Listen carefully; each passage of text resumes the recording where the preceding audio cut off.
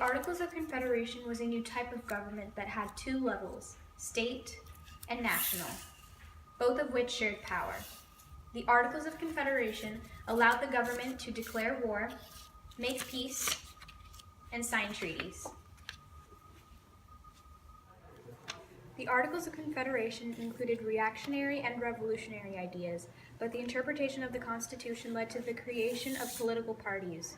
Reactionary is defined as an extreme conservation of ideas that some can think of as revolutionary. The Articles of Confederation had many strengths, such as how it united the individual states, established the federal government, and supported the congressional direction of the Continental Army. But at the same time, it had many weaknesses, including only one vote per state regardless of the size or population, there weren't any national courts, and there wasn't power to regulate commerce or trade between states.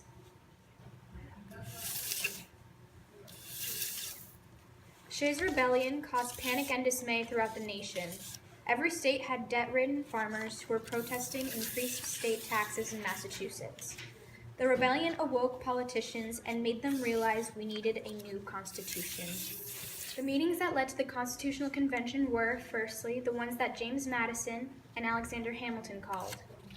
It was composed of state delegates, and they discussed the issues of interstate trade. Delegates called a second meeting the year after in Philadelphia to deal with trading and settle other disputes. After those meetings, they realized that they needed a bigger convention.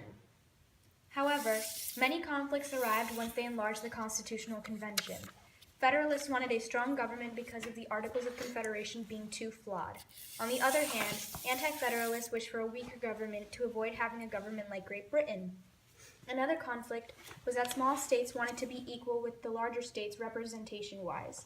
Lastly, the northern colonies didn't mind whether or not slavery was included in the population, but the South did not want the slaves to be considered people because of power with representation.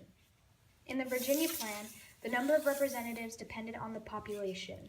The bigger the population, the more representatives.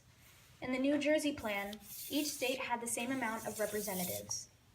The Great Compromise had both a legislative house with representatives based on population and senates, 2 per state.